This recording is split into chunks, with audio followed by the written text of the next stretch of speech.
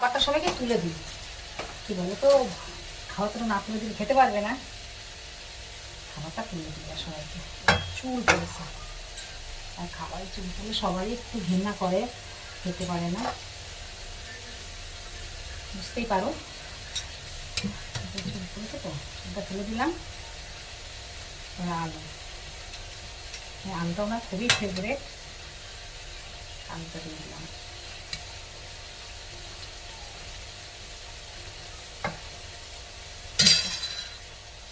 আলুটা দিই,